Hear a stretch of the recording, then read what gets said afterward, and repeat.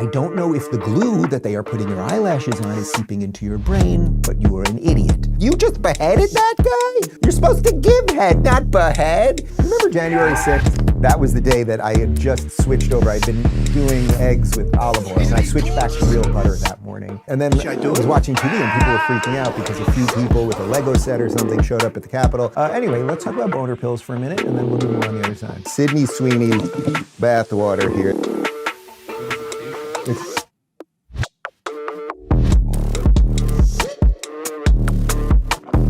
That's pretty good.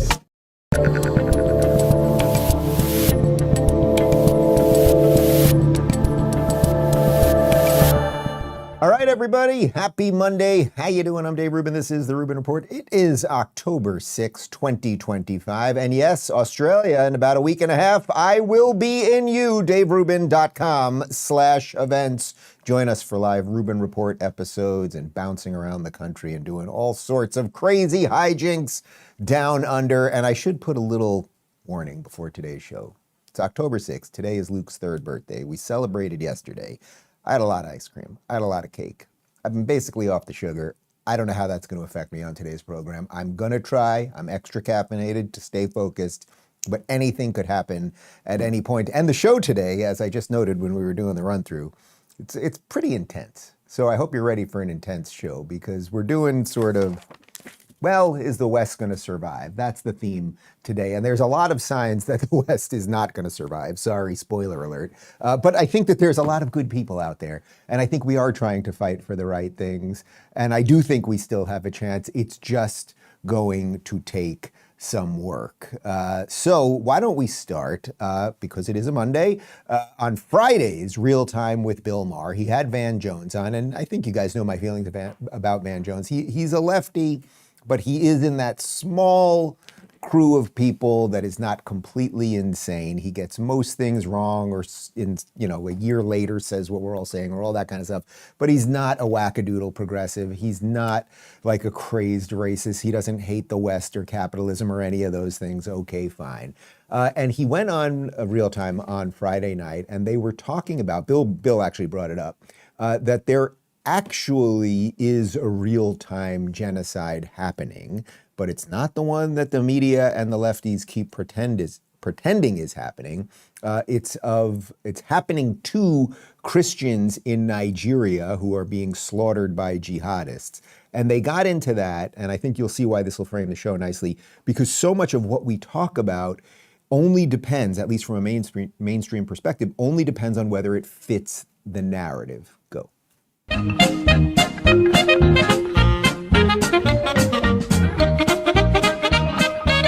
You're talking about young people. A lot of them seem to know one thing. White people did some very bad things in this world, and they certainly did. But there are other things to know. Yes. Including the fact that in Sudan right now, which nobody is talking about, you have Arab militia murdering people by the wheelbarrow, including the fact that Africa right now is being overrun by Islamist terrorists, including Boko Haram, with no conversation about that at all. I did it last week. Exactly. Nigeria. Yeah, Nigeria. I mean, this is an actual planned genocide. Yes. I mean, they really want to kill all the Christians in that country, and they are systematically doing it. And the fact that there's almost no response from the global left and no attention from mainstream media is a crime against African people, black people, and human rights. I agree with that 100%. It turns out that there's a double standard for Jews. That is true. No Jews, no news. As long as you can put the Jewish state in the conversation, it's going to be a big conversation. If you can't, you get no attention at all. This is a big... Okay, so first off, I should have a bit of a mea culpa here, because we're going to talk about what's going on in Nigeria, obviously, for a second, but I have not talked about it on this show. There's been a lot of other things going on. I've tweeted about it a couple times, but I haven't brought it up. But now we are going to bring it up, and we'll compare it to the way the media reacts when it comes to, as Van Jones pointed out, no Jews, no news. So over 7,000 Christians have been killed in Nigeria just in the last little while. Basically 35 Christians killed per day because of their religion. It's these jihadists that are hunting them down. And one of the problems that in and of itself is a problem, right? When people are just being killed for their religion and they just want to live and they've lived in these communities forever. But from a media perspective, that's, what I'm always interested in is the media perspective around this. And as He points out if Israel does anything, unless the bunch of Jews die, which kind of fits the equation, if they do anything to fight back, then people go bananas. The same people who then don't say anything as Christians are being slaughtered. So we should focus on that a little bit more, right? Of course, what we focus on in this country, unfortunately, is problems that don't really exist. So now let's jump over to Ilhan Omar. This is last week. And she's talking about how the idea that America as a white nation is disgusting. Now, there's virtually nobody that thinks that America should be an exclusively white nation, and that has nothing to do with our founding or anything else, but take a look. I do think that that majority of the conversation is driven by white supremacists who believe in the replacement theory and who think that by allowing immigrants in this country that their supposed white nation is going to end. The idea that this is a white nation that needs to be preserved is a fascinatingly disgusting view, because this country is one for the many. Okay, well, Ilhan, I actually agree that America is not a white nation and shouldn't be a white nation. It is a nation for all people who partake and would like to participate in the dream of America, as our founders laid out. You are not somebody that should be here, but I don't think that necessarily has anything to do with your skin color. It has far more to do with your ideology. But the reason I'm jumping from the Nigeria situation to that is notice that Ilhan Omar, who deeply cares about people's skin color and seems to really care about black people, and that's just fine, she won't say a word about what's going on in Africa. Why not? Why won't Ilhan Omar and her ilk, who purport to care about skin color, right? Everything that they talk about. What does it focus on? What is it circles around it? It's skin color. Why do they not care about, the black people? Let's get the numbers this weekend in Chicago. How many black people were killed by black people? Oh, that's right. That's why you don't care, because it was black people that shot them also. So part of what's going on here I would say all over the globe right now is, as horrible things are happening, usually race-based horrible things, if they don't fit the intersectional calculator, then nobody on the left nor the mainstream media machine cares. I'm getting the numbers on Chicago right now. 25 people were shot in Chicago this weekend and 5 dead. So I'd say that's basically an average weekend. Didn't happen here in Miami. I wonder why. Let's jump back, though, to 2023. We haven't talked about Ibram X. Kendi for a while. This has been one of the great race hustlers of all time, someone who has pushed so much of what has become institutionally racist in our schools and colleges and all of these things, and really has just become a racist. He calls all of us racist, but he really was just an anti-white racist, and he's largely been removed from the equation. But listen to him in 2023. I don't think white people worldwide have really reckoned with how much their own personal identity is shaped by constructions of whiteness, and how much that construction of whiteness prevents white people from connecting to humanity. Oh, right. White people can't, Connor. You're pretty white. As far as I'm concerned, you're one of the whitest. You're one of the top 3 white people I know. How you doing with connecting with humanity? You seem just fine this morning. Yeah, after coffee, you're better about it. But it's just drivel. It's overly intellectualized nonsense that you could never say about any other group. Trust me, you're going to see where we're going with all this. So now let's jump to last year, October of 2024. When you see these intellectuals, so you've got your Ilhan Omars, everybody's a white supremacist. Somehow they let you into the country, but they're all white supremacists. Then you have your leftist thought leaders, Ibram X. Kendi. White people don't know how to be human. I mean, that's basically what he said. And here's from a year ago, October of 2024, Baltimore Mayor Brandon Scott on how America doesn't even deserve black people, particularly black women. It is really on my heart this morning to say that as a man, but more importantly, as a black man, that this country does not deserve black women or black people, but specifically black women.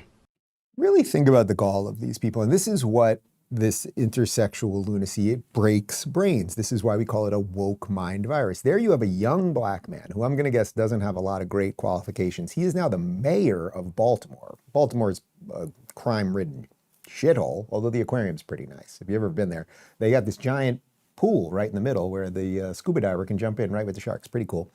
But this guy, America doesn't deserve black men. Okay, you're a black guy and you became the mayor of Baltimore somehow, and it really doesn't deserve black women. I know plenty of black women that are doing just fine and that are happy to be here. You don't see black women at the border like, let me out of America. I can't take it here anymore.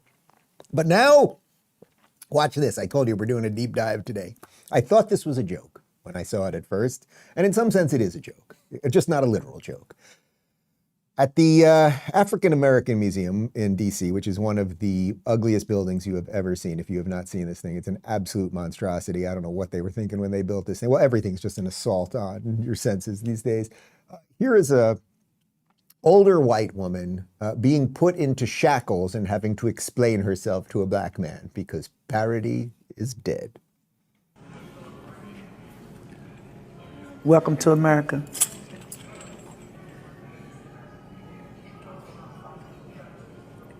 Tell me what you're thinking. Just so much. Kleenexes, please. I've always been interested in history and the history of black people. I took Afrocentric classes at U of L. My grandma lived at 2821 West Kentucky Street. I've read so many books. And now I belong to a church that's primarily African American, and I wouldn't be anywhere else. Beautiful. Thank you. Now suck my dick, honky. Reparations. Like, what is that? Look, there should be, if you want, there should be every museum to anything, and everyone can talk about their history and do all those things. That's just fine. But what kind of insane situation? Like, it would be interesting, I suppose, at the museum. You know, we'll go next time we go to DC just to see. But I'm not talking to that guy, I promise you. But like, it would be interesting. There's something to be said. Like, you could put on the handcuffs, right, and feel what a slave had to feel. There is something about that. But to then have to explain yourself to a random black man there it's the worst kind of. We've seen this. Remember during the BLM, the riots, when there were white people on their knees bowing to black people and shining their shoes and all that stuff? So again, you're going to see where we're going with all of this. So what they do, they don't care when really bad things are happening, when genocides are happening across the world. They like pretend genocides, not real ones. They want everyone here to be endlessly focused on race and really to bow to you, right? That's the purpose of all of this, to bow to you. And then they will tell you that the people who are trying to clean up the mess that we have here are the real bad guys. Here is Tennessee State Representative Justin Pearson explaining that Stephen Miller, noted Jew, is a white nationalist. Particularly cities with black leadership. Stephen Miller is a known white nationalist and supports white supremacist ideology. And so the fact that our city is going to be targeted, that my constituents and people who I care for. Right, we have Joseph Googling it right now, but can a Jew be a white nationalist? That is one confused Jew. It's just so idiotic. What are you talking about? You're telling me that Stephen Miller, or point to me somebody that genuinely in the Trump administration wants America to be a white nationalist country. Do they have different opinions than you, Tennessee State Representative? Do they have different opinions when it comes to borders and legal versus illegal immigration and, I don't know, crime in cities and things? Of course they have differences of opinions, but that doesn't mean that they are white nationalists. Joseph did Google it, and according to Google, Jews cannot be white nationalists. Also, like lady on MSNBC, I get it, you have your thick rim glasses so you think you'll look smart and all that stuff. But when someone just out of nowhere says, oh, that guy, it doesn't even matter, he's Jewish. That guy is a white supremacist. What you might want to say, if you were a journalist, is could you give me a little evidence of that? Could you give me a little evidence? But now let's go back to Van Jones and the key part of what he said, and then we'll connect it to everything else. There's a double standard for Jews. That is true. no Jews, no news. As long as you can put the Jewish state in the conversation, it's going to be a big conversation. If you can't, you get no attention at all. This is a big. Okay, and we all know that. You know, tomorrow obviously is the second anniversary of October 7th. You know, Trump, we're going to discuss this more tomorrow because we couldn't quite fit it in here, but there is this potential deal to get not only the remaining, what they think are 20 living hostages out, but it's unclear to me how many. I think there's about 40 bodies that are probably rotting somewhere under Gaza that they're in the process, supposedly, of moving right now, and they'll get them all out. And then this war, at least this version of it, it's not going to be kumbaya peace tomorrow, obviously, but within about 72 hours from now, it could be the ending of this thing. But his point is no Jews, no news, that for some reason, we only focus on these things when people can figure out a way to and basically attack Israel more than anything else. So now I want to jump. You know, I had Dinesh D'Souza in studio on Friday, and we got into a bit of what's been going on the right. And I think you know my feelings on this. I haven't been too deeply involved in some of this fighting on the right because I am desperately trying, and I think it is the best thing for America, for the right to have as wide a tent as possible. You love America, then I don't really care. Then we can disagree on some foreign policy stuff, or we can disagree on some tax stuff. We could do all the things, but if you basically love America, we should be on the same side. So in a normal world, if some of these people were not behaving this way, I would be on the same side as them, but they seem to be going off the deep end. And I think this is a good example of, instead of worrying about what real problems are, actually running cover for them. So here is Tucker Carlson on Sharia law. Listen to this. This is mind-blowing. But you should know, Seth, that the real danger is Sharia law. Sharia law. And you can tell when you go to a place like Abu Dhabi or Riyadh, like, oh man, I hope we don't ever wind up with a society like this with a rape rate of 0, where you leave your keys in your Lamborghini and don't ever worry about it being stolen. And you know, if people want to get wasted, they do it at home. You know what I mean? Yeah. I don't. Boy, I hope we don't wind up with that. Mm-hmm. You see what he just did right there? Why are you running cover for Sharia law? You know, we did a little checking, Tucker. And I know you're not a big fan of fact-checking things, but there are about 132,000 people who are, in essence, modern slaves in the UAE. So the guy who can leave his keys in his Lamborghini, it's because there is a slave system built there that is building those beautiful buildings and all of those things, right? Like, why don't you care about that? As far as I know, Tucker has not done a thing, has not said a word about the Christian genocide. Every episode that he does now has become about the Jews and Israel, right? Every single episode. This is it's completely absurd. Tucker, if you like Donald Trump, which there's a lot of texts from back in the day saying how much you hate him, but if you like Donald Trump, if you like MAGA, then focus on some of the positive things. Stop trying to put this crazy wedge in the right that is fixing the freaking country right now, because we have major problems that are leaking across the pond right now. But before we get to that, this is a video from about a year ago, but for some reason this weekend, it just went bananas viral. This is Scott Galloway, professor of business, actually, at NYU, who I've had on the show, and I think he'll be on in a couple of weeks when we get back from Australia as well, talking about the double standard as it pertains to these military adventures that are happening across the world. 2,200 American servicemen killed at Pearl Harbor. We go on to kill 3.5 million Japanese, including 100,000 in one night. 2,800 Americans in 9/11. We go on to kill 400,000 people in Afghanistan and Iraq. We weren't accused of genocide.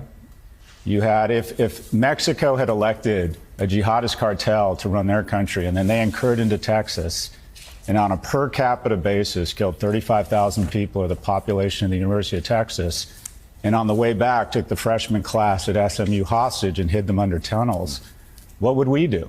It'd be the great Sonora radioactive parking lot. But Jews are not allowed, and Israel is not allowed to prosecute a war. And they are prosecuting a war more humanely than we have done. The ratio of combatants to civilians is, of civilian death to combatant mortality is lower than it was in Mosul, lower than it was in Japan, lower than it was in Germany. So there's just a different standard for Jews in Israel when it comes to prosecuting a war. They're allowed to fight back to a truce, but unlike America or any other Western nation that has attacked this viciously, they're not allowed to win a war. It's a double standard. Okay, so I don't know what caused that suddenly this weekend to go viral. Maybe it has something to do with this Trump peace plan. But the point there is there's this endless focus and defamation and lying machine, always as it pertains to Israel and largely as it's connected to the Jews, which is just, I would prefer to never say, if I never on this show had to say Israel or Jews again, it would be a pleasure, because then that would mean everything is basically fine. Just if you could all accept it, they've got this little sliver of land there. Stop trying to kill all these people. You're going to be fine. They don't want anything to do with you at this point. But when we have this strange double standard, and to connect it to the earlier part of the show, when people racialize everything in the wrong way, so when you have all of these people that are constantly telling you America's a white supremacist nation, and Stephen Miller, the Jew, is a white supremacist, and all of these things, the intersexual calculator ends up breaking brains. And over time, when you have enough broken brains, you will have a broken society. So we will connect that to what's going on in the UK right now. But first, Shopify. When I started this show, it honestly felt like I had to figure everything out on my own. Setup, filming schedule, logos, all of the stuff. Every day something new popped up to the to-do list, and it was overwhelming. Starting anything new can feel intimidating and lonely because you're suddenly wearing all the hats: creator, accountant, marketer, and designer. Looking back, I really wish I had Shopify as my business partner from day one, because it simplifies everything and helps you focus on what you do best. Shopify powers millions of businesses worldwide. With it, you can design a beautiful store with ready-made templates, use built-in AI tools to create product descriptions and headlines, launch email and social campaigns like a pro, and manage everything from inventory to shipping without the stress. If you're ready to sell, you're ready for Shopify. Turn your big business into a reality with Shopify on your side. Sign up for your $1 per month trial and start selling today at shopify.com/Rubin. That's shopify.com/Rubin. All right, so what happens when you put ideology over truth? When you decide, I'll care about this issue because it fits my ideology, and I won't look at that issue, or I won't cover that because the race component doesn't quite fit, or it just largely doesn't fit whatever my ideology is. Well, then people start dying. That's how it works. As you know, last Thursday, which was the holiest day in the Jewish year, Yom Kippur, at a synagogue in Manchester, 2 people were killed. We're going to recap that, and then we'll get to the fallout. This from Time. An attack at a synagogue in Manchester, north of England, on Thursday that left 2 victims dead and 4 others injured is being treated as a terrorist incident, police confirmed. The suspect was fatally shot by Greater Manchester Police firearms officers at the scene, and 3 arrests have since been made in relation to the attack. Although a formal identification is yet to take place, police said they believe the person responsible for the attacks is 35-year-old Jihad al-Shami. The 2 male victims who died were members of Greater Manchester's Jewish community. Chief Constable Sir Stephen Watson confirmed.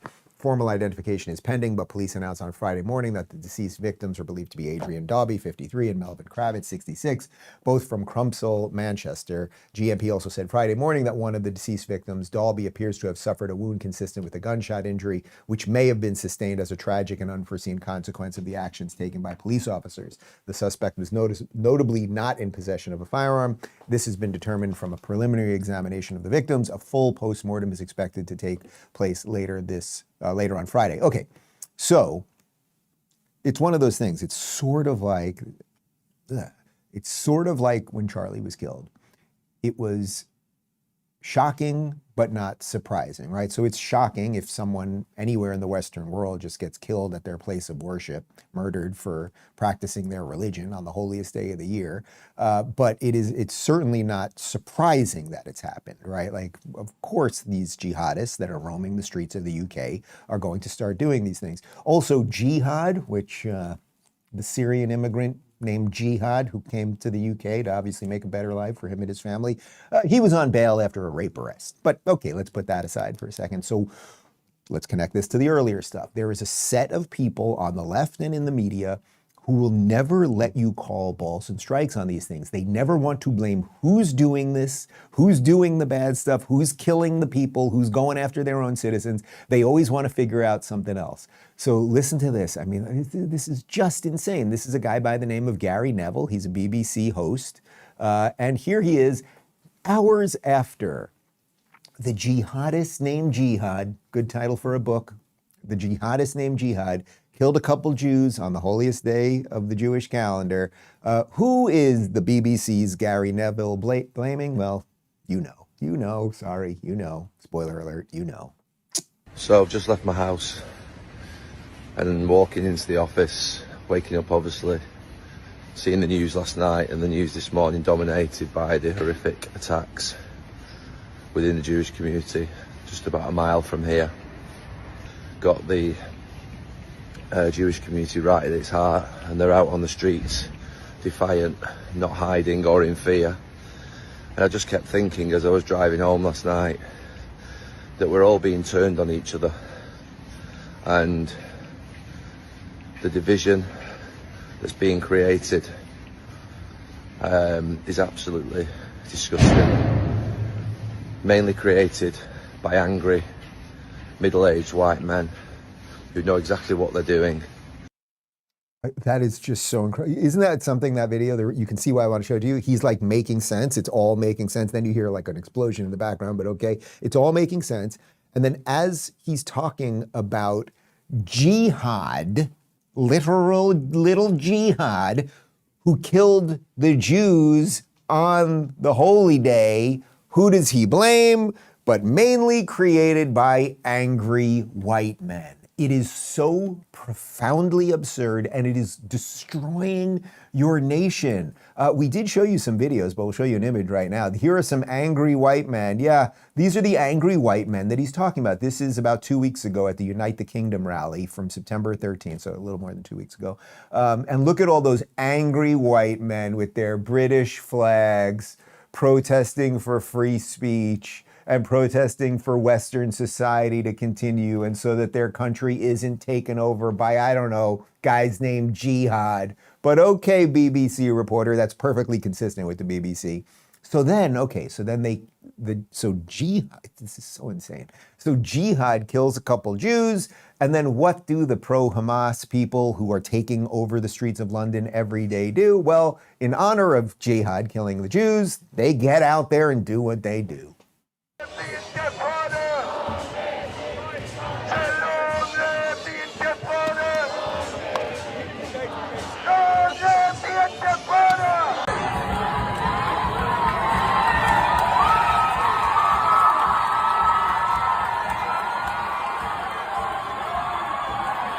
You'd think maybe if these people were very principled and this was really about saving the Palestinians and everything else, well, of course, the simple thing would be to just ask Egypt to open up the door, because there is a border there and they could have saved everybody 2 years ago. But okay, I know that that's a little confusing because it involves geopolitics and whatever. But you'd think that if those are good, decent British citizens, maybe you take a night off calling for more jihad when one of your guys just killed a couple random people. But they didn't. They use it as fodder. It is fuel for them. So when the BBC reporters talking about the angry white men, well, those angry white men, they didn't crash into police officers and call for genocide and all of those things. They were perfectly peaceful. And what they want to do is restore the country that will allow you to live there. But I hate to tell you, BBC reporter, it doesn't even matter what his name is, I don't even remember. It's like, sorry, buddy. It just, when they come, Gary Neville, that's his name. When they come, Gary Neville, they're not going to be that nice to you either. But there have been some people in the UK that have been warning about this for years, and I would put Douglas Murray at the top of that list. For over a decade, Douglas has been screaming, well, not screaming, he's Douglas Murray, so he does it more like this. It's not very screamy. But he has been warning. He has written several books about it. One night about maybe 8 years ago, I took a walk with Douglas through London about 10 p.m. We walked around for about 2 hours. And we walked through, he kept showing me all the places that terrorist attacks had occurred, or where stabbings had occurred, or where they now had barriers so that cars couldn't go through. And he no longer lives in the UK. He lives in America now because he was warning about this. He was telling people, hey guys, the barbarians are at the gate. And they just kept letting the barbarians in. Here they are. And here's Douglas Murray. No. Just bear with me, because I know better than you what I think. This country has had a wildly stupid and lax immigration policy for decades. And we allowed people like the Abedi family, a family of jihadists who'd fallen out with Colonel Gaddafi because they were from rival jihadist groups. When the Abedi family fell out with Colonel Gaddafi, they came first to London and then to Manchester. And one of the sons they gave this country was Salman Abedi, who at the age of 22 killed 22 young girls at the Manchester Arena with a suicide bomb. One, by the way, for every year of life this country gave him. His brothers just stabbed and thrown boiling oil at 3 prison wards. Let me bear with you. Why were the Abedi, hang on, why were the Abedi family in the UK? Why is nobody interested in asking that? And I'll tell you what the problem here is. There are lots of types of extremism. You get far-right extremism, far-left extremism. When it comes to jihadist extremism, jihadism comes from Islam. Therefore, if it's 1%, 5%, 15% of people of the Muslim faith who follow that version of it, you've got a hell of a problem. And the more people, the larger, this is simple math, the larger the number of people who are followers of a faith that has not solved the extremism problem in its midst or drawn suitable lines, the more extremism you will have. You don't get that from the Catholic Church in 2023 or 4. You don't get it from the Methodists. You won't get it from the Quakers, and you won't get it from the Anglican Church. Of course that. Okay, so there's a couple things here. Do you think that anything that Douglas Murray said there is because Douglas is racist? Do you think if there had been a decent policy of immigration in the UK over the last 20 years and they had vetted people properly and they had figured out what the numbers are and they looked at the systems and they were like, well, actually we can support this many people and they will have jobs and they'll integrate properly and blah, had it all been right, do you think Douglas Murray is up there giving that talk? The answer obviously is no.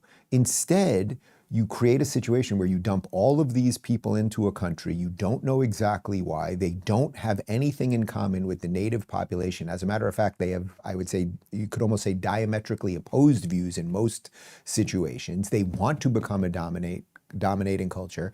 And then you have someone like Douglas Murray who was sounding the alarm on this thing over a decade ago. Everyone was calling him a right-wing extremist. And finally now, likely when it is too late for the UK, because I don't think they'll do what they have to do. America, we're much stronger for a million reasons. Now it's like you can talk about it, right? Like Elon's tweeting about this stuff. There's more and more people talking about it. But Douglas was early in on it, and he warned you guys, and good luck with all of that. But that is where we are at, that if you only look at things through the intersectional, that's funny, the intersexual lens.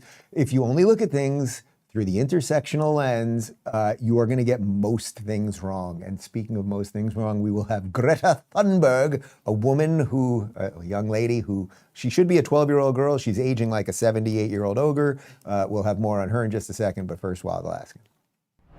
When was the last time you truly trusted the seafood you brought home? For me, it used to be a guessing game. That all changed when I discovered Wild Alaskan Company. Wild Alaskan Company delivers wild-caught and nutrient-dense seafood right to your door. No antibiotics, no GMOs, no additives, just clean fish that supports healthy oceans and fishing communities. I've especially loved cooking their coho salmon. It's rich, flavorful, and so versatile. Every piece is frozen right off the boat to lock in taste, texture, and nutrients like omega-3s. Plus, every order supports sustainable harvesting practices you can feel good about. And if you're not completely satisfied with your first box, they'll refund you in full. No questions asked. Not all fish are the same, guys. Get seafood you can trust at wildalaskan.com/Rubin for $35 off your first box of premium wild-caught seafood. That's wildalaskan.com/Rubin for $35 off your first order.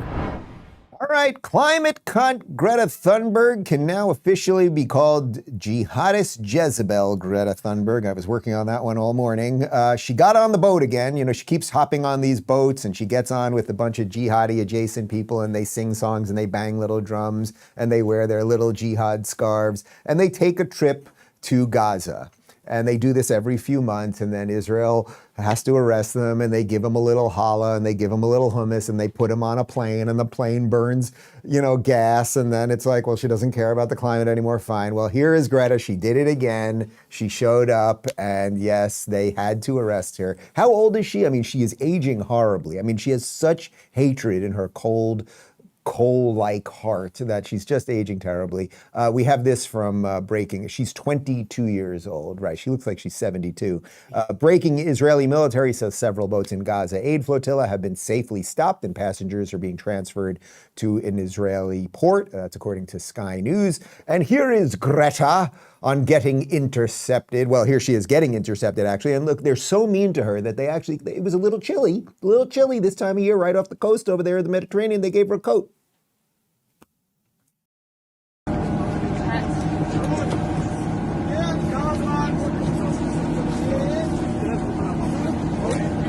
We're so mean. Can I put your coat on? Would you want me to zip it? And would you like to do it? And here she is explaining her horrific ordeal. My name is Greta Thunberg. I'm a citizen of Sweden. If you are watching this video, I have been abducted and taken against my will by Israeli forces. Our humanitarian mission was non-violent and abiding by international law. Please tell my government to demand my and the others' immediate...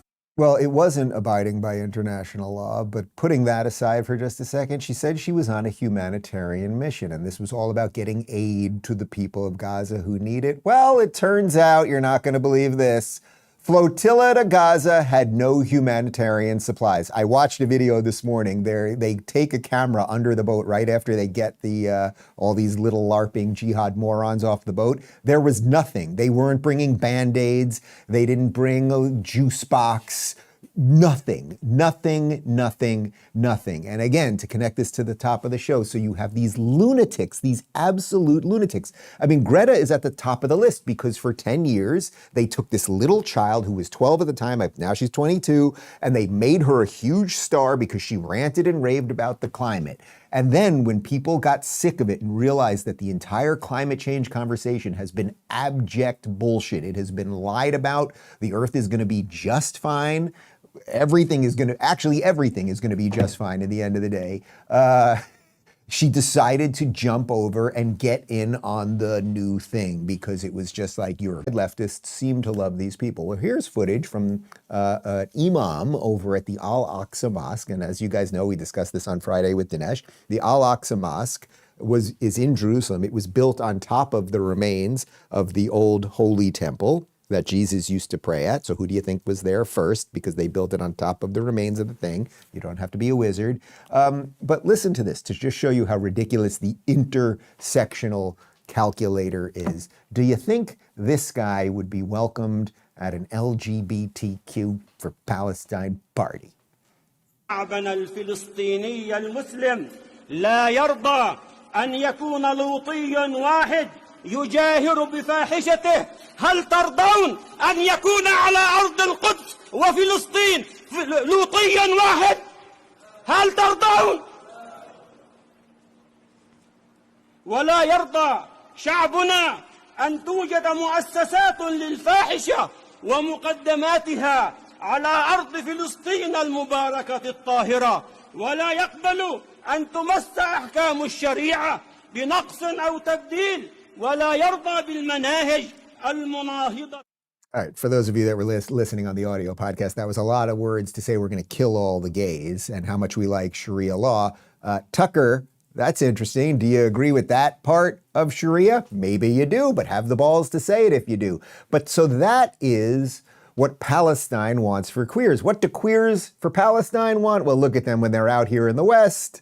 They're out there and, oh my God, we've got our colored placards and, oh, look, there's a guy in a dress in the back. Look at that low-cut thing showing off his chest. And look at all these people. It's, oh my, and if you took vacation there, it wouldn't end well. But the problem actually, guys, and this is what the West is now going to have to confront, this is what Douglas Murray has been worried about for over a decade, is that it is being exported all over the West. And because we are focused on so many other idiotic issues, because we have we have a full political party, but half the political establishment is constantly calling us white supremacists and neo-Nazis, our eye isn't on the ball, and we are allowing this now to take root even here in America. Here is Dearborn, Michigan, and you tell me, is this what you want in America?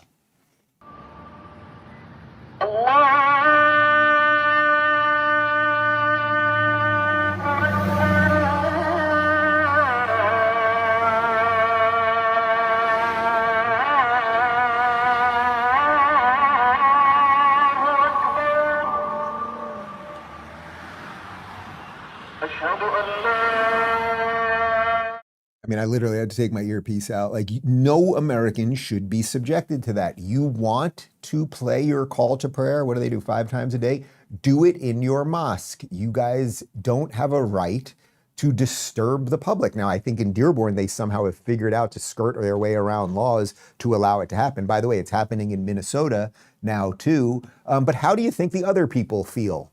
How do you think those pesky Jews, but forget the Jews? How do you think just the average person, you want to hear that in the morning? You think, I would imagine Dearborn, if a couple Christians moved in and they wanted to have blaring Christian hymns, but Christians would never do it. You get the point. You get the point. But by the way, it is coming to New York City too. Eric Adams, who just dropped out, he already had changed the laws so that they were going to be allowed to do more of these Muslim call to prayers publicly, which is just absolutely insane. That is an infringement on other people's pursuit of happiness. If you're walking down the street and you have to hear that, do it in your private place. But they don't want to do it just in their private place because this is a dominant ideology that is designed to make everyone submit. It is coming to New York City in the name, or it is coming to New York City masked as a lo-fi, soft lens communist, trying to be nice here, Zorhan Mamdani. Here he is. Interviews to speak to reporters across this city, across the country. They've asked me, what does it mean that you are Muslim? What does your faith mean to you? And I tell them about my grandparents. Yeah, okay, well, that's just fine. You can tell them about your grandparents, but what are you doing here? What are you doing here, Mamdani? I mean, you're here, I get it. What you're doing is you're doing the Red Green Alliance thing. They put you in a nice suit and they shaved you properly, and you're faking it as some sort of cleaned up version of a communist, and you're going to usher in communism, and it's going to come with a dash of jihad. That's coming to New York City.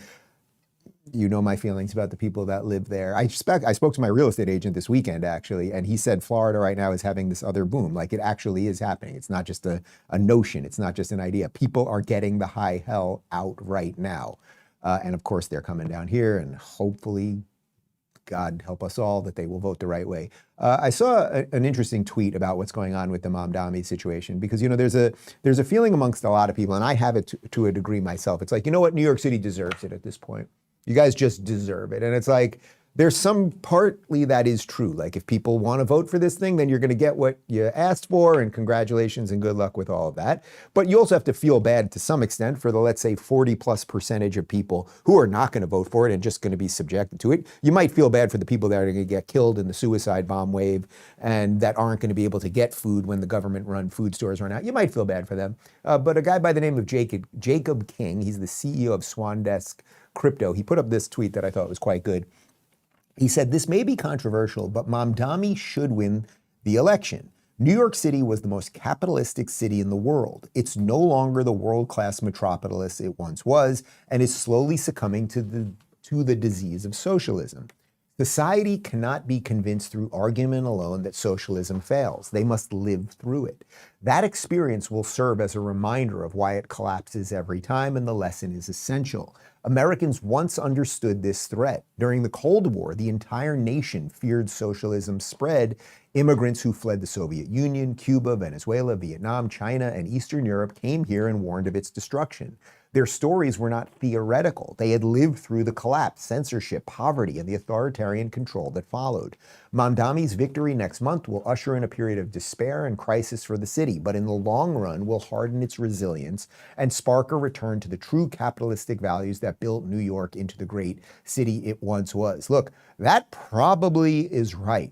The question is how much destruction in those bad years will be wrought. The question is, what is the bottom of that hole, right? How deep do you have to go? How many people will have to die? How much more crime will there be? How many more jihadis will you import? How many more good people will you force out? So what is it? What is rock bottom of the communist dream? So that is what they are going to do. And I certainly hope he is right that, I don't know, 6, 7, 8, 9, 12, 15 years from now, New York suddenly has, and by the way, it does happen. It has a rebirth. So you have 4 horrendous years of progressive socialist, communist David Dinkins. And then what happened? You got Rudy Giuliani, and he fixed the whole thing. Ironically, Mamdani, we played you the video, I think, 2 weeks ago. He was like, well, I'm not the first Democrat socialist to be mayor of New York City because we had Dinkins. Yes, Dinkins who destroyed the city. So once again, they're just going to usher in all these things. And I would liken what that guy wrote right there to Douglas Murray. What is the point, if you are in the UK, that you will push back? So they're going to do an experiment now, a giant multicultural experiment where you're going to import people who don't like you, who will literally have rallies hours after their own people killed random people at a temple, and they'll still do it, and they never have the flag of their country. They only have the Palestinian flag, which is a state that never existed, designed only to destroy states that do exist, right? They'll do that. They'll do that. And at what point do we push back? And I would say we in the United States, at what point are we like, there's a real problem. We have a city that is basically breaking out of the American experiment, which is Dearborn, Michigan. And there are other cities, and there's a couple popping up in Texas right now. At what point does this no longer work? I don't know what the answer to that is. I'm just posing the question. Let's talk about balance in nature, and then we'll get back to some things that actually are working despite all of these problems in just a sec. If you're taking balance of nature, the smartest way to stay consistent is by becoming a preferred customer. That means your supplements are delivered automatically every 28 days, no remembering to reorder, no running out, no hassle. And here's the best part. Preferred customers always get the lowest price we offer with free shipping every single month. Your order just shows up at your door right when you need it. On top of that, you'll even get your own personal health coach at no extra cost. That's one-on-one support to help you stay on track, celebrate your wins, and keep moving forward towards your goals. So if you're ready to save money, stay consistent, and make your health routine effortless, becoming a preferred customer is the way to go. Just visit balanceofnature.com and sign up with code Rubin.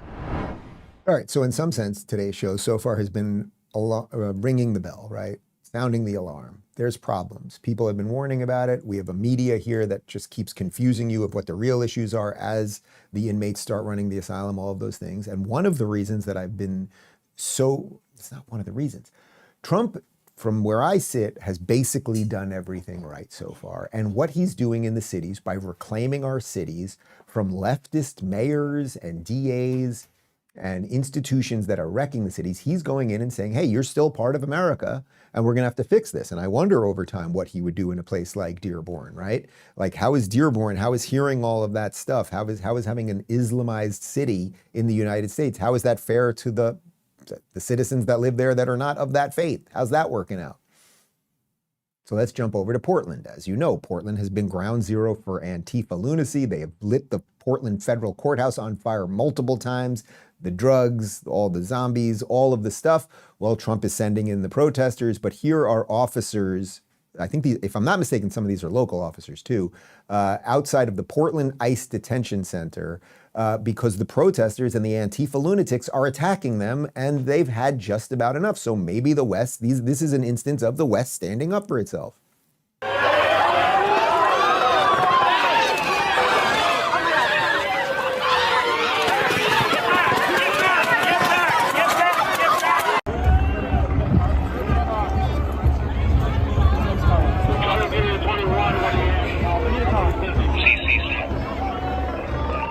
So, if you don't want to have the shit kicked out of you by an ICE soldier or a local law enforcement or the feds or whatever, stop showing up to stop showing up to any ICE facility and trying to break in or trying to cut through the barbed wire or whatever it might be. If you don't like what ICE is doing and you guys don't like it and you want more illegals here and all of those things, then you can voice your opinions publicly, but you can't just wander into these facilities. So they're literally throwing Molotov cocktails at these people. They're throwing smoke bombs, all of this crazy stuff. But Trump is going ahead and he's trying to fix these places. And then the unspoken person of Portland, 3 years from now, that probably didn't vote for Trump, will be like, Portland's okay again. I can go to a Trailblazer game without being butt raped. That's pretty good. But it's not just in Portland. Here, Chicago, we're gonna cut the audio on this one because there's some music. We don't want to get hit with a copyright strike. But this is a 1 a.m. raid in Chicago. Look at this. Look, do we like the idea? Like, I don't love the idea of soldiers wandering through our metropolitan cities. I don't love the idea of them having to do that. But they are going in and they are getting illegals. They're not just, as they keep trying to tell you on The View and on CNN and Ilhan and the rest of them every day, just going in and like, let's find some brown people. No, they're going in and they are finding people who are illegal. And you might think, but sometimes that's someone's housekeeper or whatever. And there is some legitimacy to that. But you guys created a situation where we let in so many people that there's going to be some eggs cracked. That's just the reality of it. The sympathies that most people would have for the person that's been here for 15 years, has been law-abiding and all of those things. Like, I don't even know how I feel about that exactly if they were to just get caught up. If there was someone that was here that was 50 years old and had lived a good life and was working, and like, was the idea that we were going to get rid of all these people? Not really. But are some people going to be caught up in that? And are those people still doing something illegal, by the way? The answer obviously is yes. And because you guys allowed so many people in, then you might argue, I'm not even making the argument, but you might make the argument that there might be a bit of an overreaction here and you're going to catch some people that it wasn't really intended to catch. Here is video of Brandon Johnson on the recent immigration raid. And yes, you already got what he's going to say. Well, the tensions are certainly high in the city of Chicago. What the president is doing is absolutely dangerous and unconstitutional. But our position is clear. We're going to remain resolved and firm in our position to protect the rights of all of our residents. What you are describing is something that we have been warning about for some time, that there are a number of people, including the President of the United States of America, that have decided to declare war on poor people and on working people across the country. Trump is not going after poor people. Do you think they have ICE out there like, find out how much those people have in their checking account and then arrest them? No, you dingbat. He says that he's going to protect the rights of all of our residents. It's interesting. No, none of your residents, your legal residents, are having their rights violated. Trump, is going in and cleaning up the thing that you won't clean up. What was the numbers you just told me before? 5 people were shot. I think it was 5 people killed and 25 shot in Chicago this weekend, despite Trump sending in some of the feds. Why do you not care about that, Brandon Johnson? But of course, it's not just you. You just happen to be the mayor of Chicago doing a piss poor job. Let's go to the governor of Illinois, J.B. Pritzker, who I think they've got him on the Ozempic because they're on the way to having him run in 2028. Here he is with Jake Tapper, and he completely makes up that Donald Trump is detaining U.S. citizens. No evidence of it, but it's CNN, so you can just say whatever shit you want. Governor Pritzker, what's your response to Secretary Noem? And as a practical matter, since you oppose this troop deployment, is there anything you can do? Well, good morning, Jake. And let me just say that the secretary doesn't know what she's talking about. She frankly says that people are clapping. They're not. They're booing her on the street, and they're booing ICE and CBP. They're marching, the CBP marching on a beautiful Sunday in Michigan Avenue in downtown Chicago. They're raiding neighborhoods where instead of going after the bad guys, they're just picking up people who are brown and black and then checking their credentials. Are you a U.S. citizen? They are the ones that are making it a war zone. They need to get out of Chicago. Maybe you need to get out of Chicago, man. Maybe you need to get out. I have a friend that I went to high school with, moved to Chicago for 20 years. He just left. He's down here too now. He wanted to stay there. Lifelong Bulls fan, even though we were from New York. Loved those Jordan years. But now he's here in Florida because he didn't want to put up with that nonsense, right? Why do you not care about the mayhem happening in your city?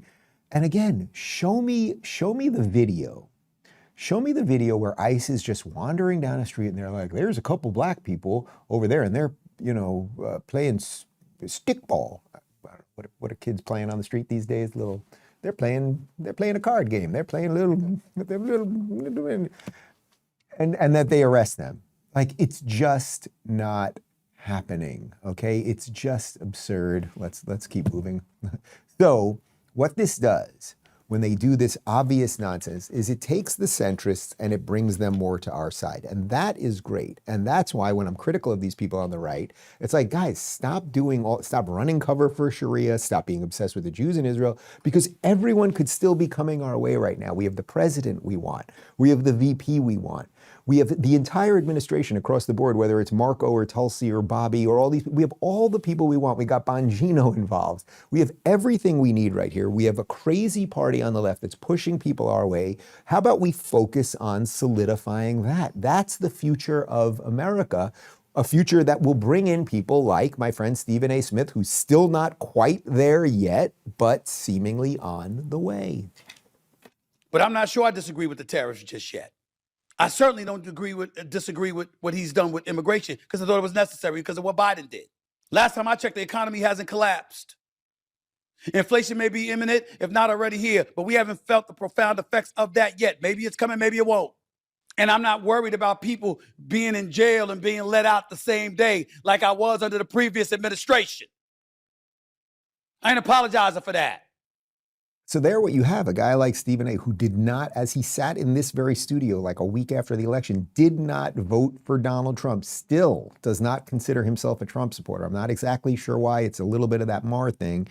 But there he's going, look, you guys screwed up the immigration, so I'm more on the side of Trump. You guys screwed up the economy, so I'm more on the side of Trump. You guys screwed up crime, and you have these rotating people going in and out of prison, so I'm more on the side of Trump. So that gives us virtually everyone that is sane if we would just push the crazies aside. And if you want to see how crazy these people are, and they're always crazy while pretending they're the good guys. That's the trick that we have to learn how to see through. Because they're very, very good at leading with the heart and with empathy. And most of the things that they say kind of sound good. But what do I always say? It's like the most thin veneer. And when you peel back the thin veneer of kindness and decency of a progressive, underneath is something really, really nasty. It's usually the results of their tolerance. I cannot believe this is real. I saw this over the weekend. This is Seattle Mayor Bruce Harrell.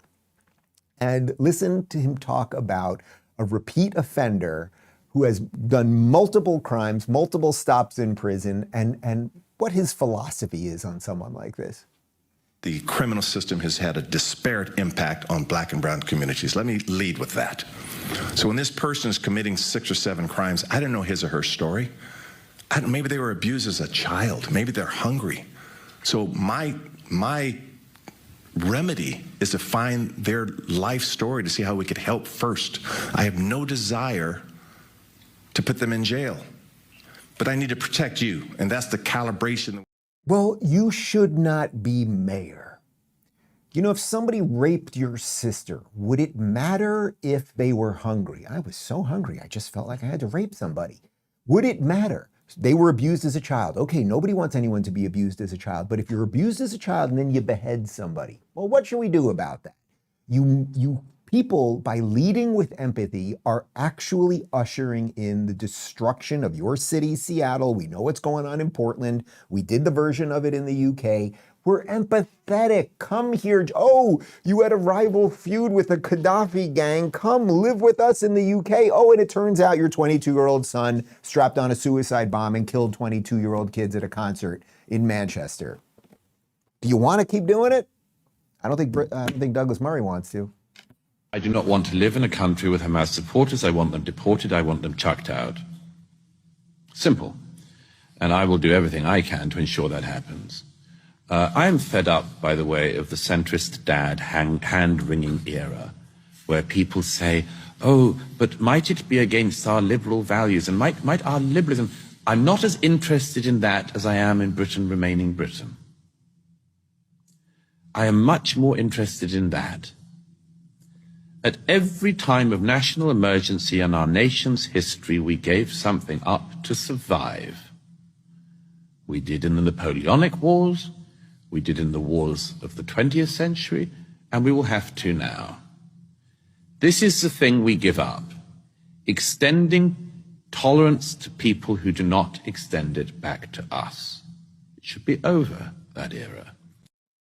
Isn't that it? I don't know anyone in the public sphere that over the last however many years has defended classical liberalism. I wrote a best-selling book on it. I believe that it is still the guiding set of values that our founders had that most people abide by in their own life. And then they have their own religious values or whatever it might be. But what he's basically saying there is you liberals are allowing all of this nonsense, and enough is enough. So either level up, join us, and get serious about defending our countries, or we're all gonna go down the pit. We're all gonna end up in that horrific, we're gonna end up in the bottom. We're gonna end up at the bottom of the pit. And at the bottom of the pit, it's gonna be a lot of death and a lot of destruction.